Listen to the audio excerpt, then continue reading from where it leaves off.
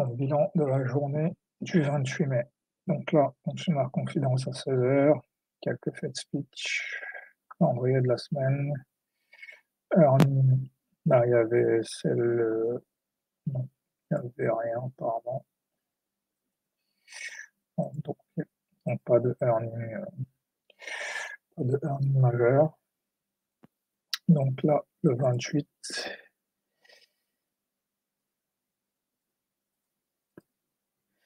la clé ici, c'est de comprendre que sans catalyst et avec un fait speech, et vu qu'on est au milieu du range, il se peut qu'on soit dans un limit order day, donc pas d'excès d'agressivité. Mais même là, il reste quand même des signaux. À l'achat, quand le break B et mi-vache B échoue, je peux acheter avec SL sous la structure d'achat. À la vente, quand le break H, PHJ échoue et que DXY hausse et Do baisse, il devient très probable qu'il va y avoir un test BJP, donc je peux vendre avec SL au-dessus des structures de vente. Donc sur cette journée des trappes, il n'y en a pas eu des masses. Juste voilà. Allez voir le setup qui se reproduit depuis quelques semaines. Rebond sur mi-vache B qui échoue et le prix va chercher sous BJP ayant un rebond. Et ça, c'est le genre de truc intéressant à observer, qui est que là, il y a un changement. En fait, d'habitude, quand on arrivait sur mi-vache B, il y avait un rebond. Et là, maintenant, depuis un moment, ça a tendance à breaker. Donc, c'est des choses, voilà, c'est des choses auxquelles il faut s'adapter. Donc ici, pas de signal. Ici, je peux vendre ici en me disant qu'on va aller chercher BJP, c'est pas un mauvais trade. Donc ensuite, ici, pas de signal. Voilà, ce qui est intéressant ici, c'est que dans cette zone, je peux vendre. Voilà, c'est un truc que je commence un petit peu à comprendre.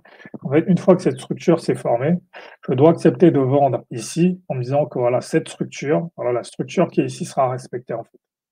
Pas évident, mais ici, à partir d'ici, je peux considérer que là, la baisse est échouée, donc je peux commencer à acheter ici en me disant que là, j'ai un reversal, donc on va au moins revenir là.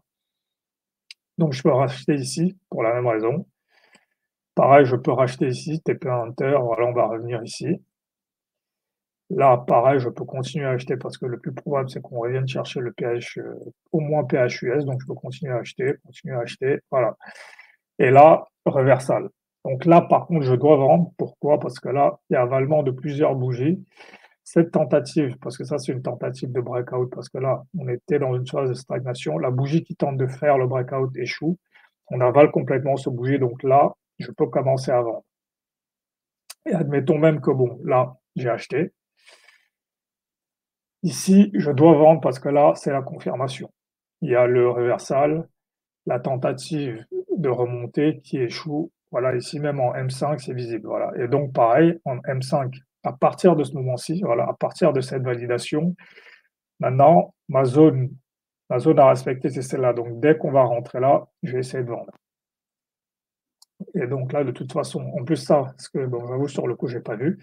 Et ça aussi, c'est un rejet du RH50 MIFJ0. Donc là, on va continuer à vendre, parce que là, maintenant, il devient très probable qu'on va avoir une déviation sous BJP. Donc même ici, je peux vendre. Là, je peux continuer à vendre. Voilà la déviation. Et là, maintenant, le reversal. Ça, pareil, j'ai pas vu, mais ça aussi, c'est un truc que je connais. Un setup que j'ai repéré. Il y a une leg 2, il y a un RH50, une leg 2, et après la leg 2, il y a un reversal. Donc ici, en fait, pour les mêmes raisons, j'aurais pu acheter. Même là, je peux voir qu'ici en M5 aussi, quand ces structures se forment, je peux me mettre à acheter là-dedans. Donc voilà, j'aurais pu acheter ici, mais bon. J'aurais pu acheter ici à 20h45 en me disant qu'il y aurait un full retrace, mais bon, voilà, je n'ai pas vu. Donc voilà, en fait, cette journée n'est pas compliquée, mais juste pendant ce moment-là, je ne suis pas là, mais c'était le moment simple. Ensuite, ici, après en M1, voilà, je peux voir ici les différentes structures. Donc, à l'ouverture, à la baisse, à partir d'ici, je considère que cette structure sera respectée, donc j'achète, je vends dès qu'on teste cette zone. Une fois qu'on a ce bas de plus en plus haut, ici, ça devient ma zone à respecter, donc dès qu'on revient ici, je veux acheter.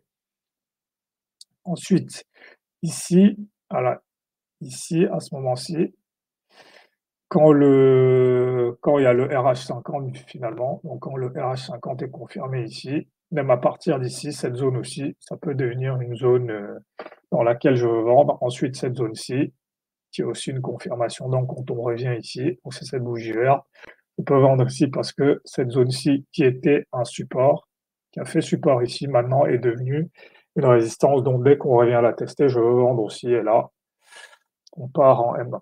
Donc une fois de plus, le M1, c'est pas un truc que je maîtrise, mais faut quand même que je commence à regarder les microstructures pour comprendre comment ça marche. Donc voilà.